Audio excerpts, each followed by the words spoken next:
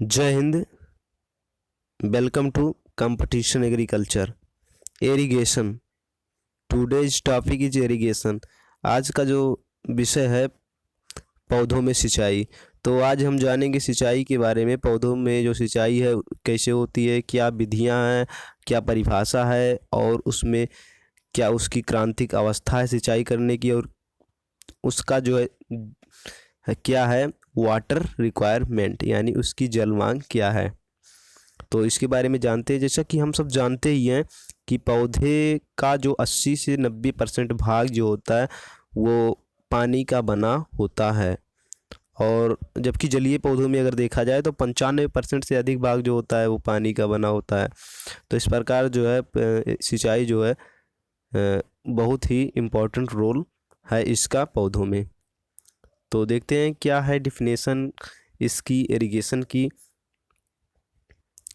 Irrigation सिंचाई, तो इसकी डिफिनेशन जो है क्या है, artificial application of water to the crop is known as irrigation. Artificial application of water to the crop is known as irrigation. पौधों में कृत्रिम रूप से जल पहुंचाना ही सिंचाई कहलाता है। पौधों में कृत्रिम रूप से जल पहुंचाना ही सिंचाई कहलाता है। और इसके बारे में देखते हैं कि पौधों की उचित वृद्धि और विकास के लिए भूमि में नमी की मात्रा बनाए रखने के लिए भूमि में जल देने की क्रिया सिंचाई कहलाती है। पौधों में उचित वृद्धि विकास के लिए और उसमें नमी बनाए रखने के लिए भूमि में जल देने की प्रक्रिया ही सिंचाई कहलाती है। तो देखते हैं वाटर रिक्वायरमेंट ऑफ क्रॉप, यानी कि फसल की जो जल मांग है क्या है। तो फसल की जल मांग हम देखते हैं कि बुआई, फसलों की बुआई से लेकर कटाई तक जितना पानी की आवश्यकता होती है उसे हम उस फसल की जल मांग कहते हैं।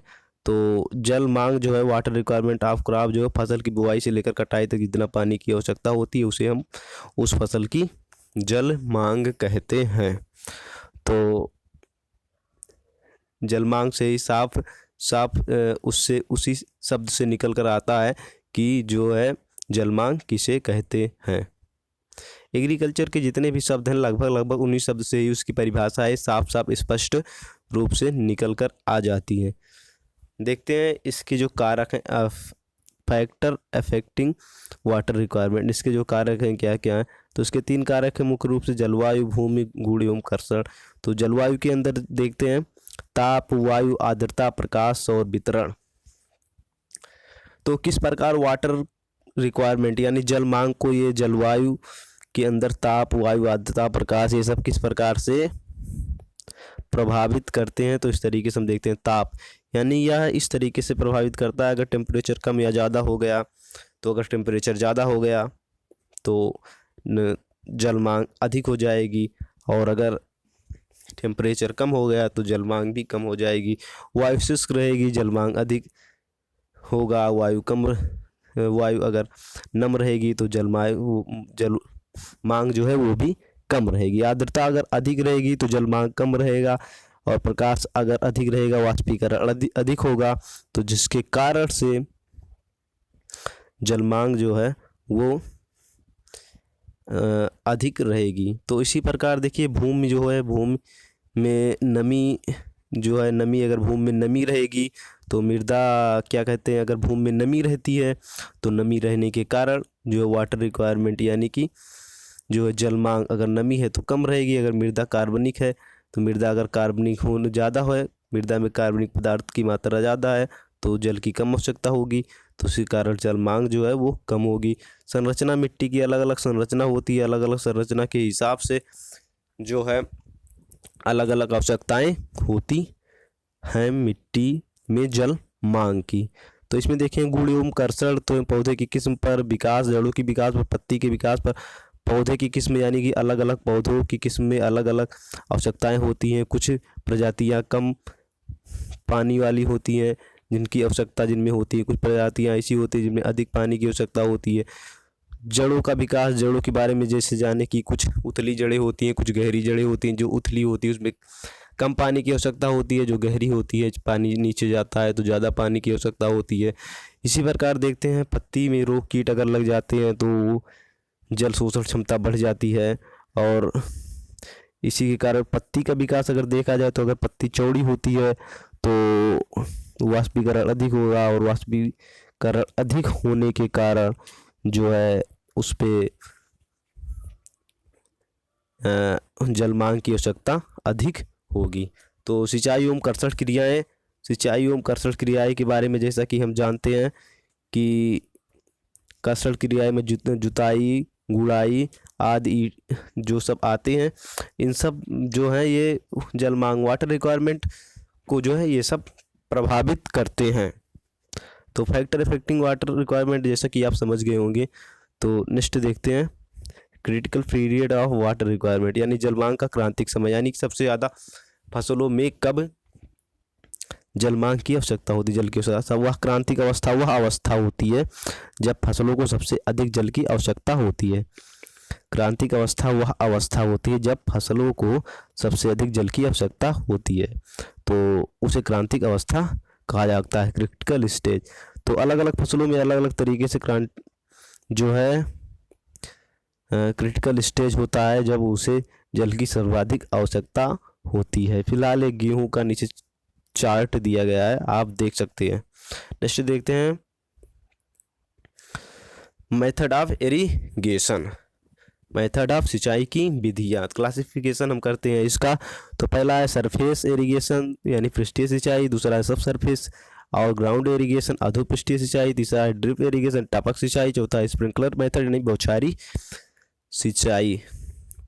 तो देखते हैं पहला सरफेस इरिगेशन, पृष्ठीय सिंचाई क्या होती है, तो इसके बारे में जानते हैं। तो पृष्ठीय सिंचाई यानी कि सरफेस इरिगेशन को दो पार्टों में दिया है, फ्लूडिंग मेथड, फेरो मेथड। तो फ्लूडिंग मेथड इस तरीके से प्रवाह, फ्लूड का मतलब साफ साफ आकर दिखाई दे रहा है कि प्रवाह, यानी इसमें स्वतंत्र रूप से जल को प्रवाहित किया जाता है। तो देखते हैं इसमें चार पार्टों में भागा, free flooding, border method, check basin method, ring method.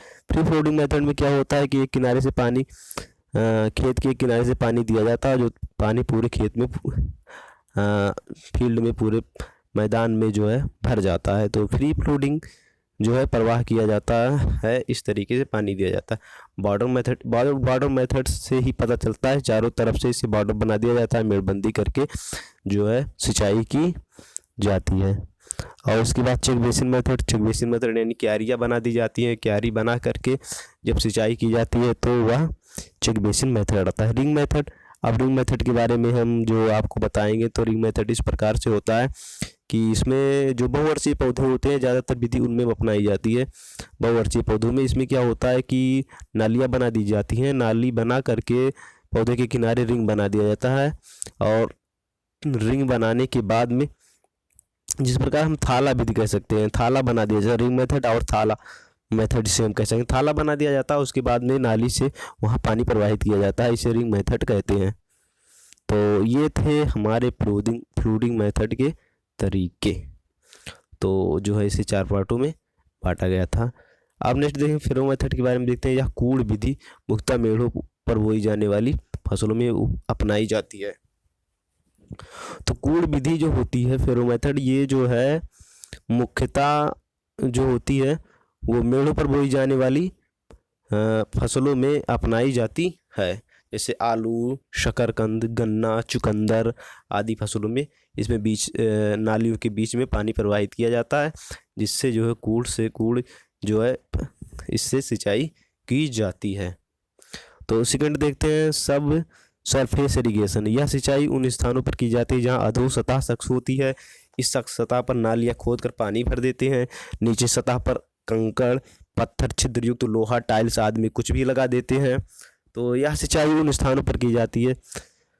तो इसमें जो है नालियाँ खोद देते हैं, तो नालियों में पानी भर देते हैं, और उस नाली में अगर प्लास्टर कर देते हैं उस नाली में, जिससे पानी जो है निकले ना, या फिर कुछ ऐसी चीज़ें रख देते हैं जिससे पानी लीक ना हो, पानी बाहर ना निकले, और पानी जो है खेतों में उचित स्थान पे जाए और पौधों की जड़ तक पहुंच सके। तो ये है हमारा सब सरफेस इरिगेशन। तो तीसरा हम देखते हैं very important topic of drip irrigation. Drip irrigation जो है इस समय सबसे ज़्यादा आस्किंग रेट ड्रिप इरिगेशन का। इस विधि में पानी प्लास्टिक के पाइप के द्वारा बूंद बूंद के रूप में पौधों की जड़ों तक पहुंचाया जाता है। इस विधि में पानी प्लास्टिक के पाइप के द्वारा बूंद बूंद के रूप में पौधों की जड़ों तक पहुंचाया जाता है। तो ड्रिप इरिगेशन, जैसा कि आप फोटो में चित्र में देख सकते हैं कि इस चित्र में इस तरीके से दिखाई दे रहा, पाइपें फैलाई गई हैं और इस पाइपों से जो है पानी जो बूंद बूंद के रूप में पौधे की जड़ तक पहुंचता रहता है। इसमें पानी की बहुत ज़्यादा ही बचत होती है और यह विधि अब जो है गवर्नमेंट द्वारा सबको सुझाई जा रही है, किसानों को बतलाई जा रही है और इस ज़्यादा से ज़्यादा अपनाई भी जा रही है। इससे पानी की बहुत ज़्यादा बचत होती है। इस पर हम एक वीडियो बनाएंगे जिस पे हम आप लोगों को इसके बारे में विस्तृत बताएंगे कि आप घर पे किस तरीके से ड्रिप इरिगेशन कर सकते हैं। ड्रिप इरिगेशन सिंचाई करने के लिए क्या क्या विधियाँ, कैसा कैसा प्रोसेस है, इसके बारे में हम आपको बताएंगे। तो ये था ड्रिप इरिगेशन। तो देखते हैं नेक्स्ट स्प्रिंकलर मेथड में देखते हैं। तो यह इस विधि में पानी बारिश की तरह पौधों की जड़ तक पहुंचाया जाता है। इसमें पाइप जमीन के अंदर अथवा ऊपरी सतह से लगी होती है जिससे नोजल जुड़ा होता है, नोजल से वाल्व जुड़ा रहता है जिससे गुजरकर पानी निकलता है। तो यह जो विधि होती है तो आप देख सकते हैं किस तरीके से पानी जो है फव्वारे के रूप में जो है निकल रहा है। इसे बौछारी सिंचाई कहते हैं।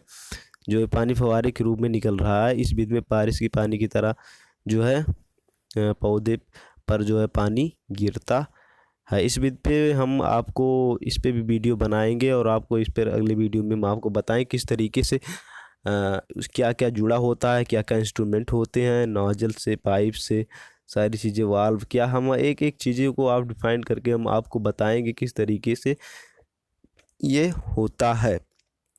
तो ये स्प्रिंकलर बौछारी जो है विधि से सिंचाई आप जैसा कि ये सब देख सकते हैं ऐसे की जाती है।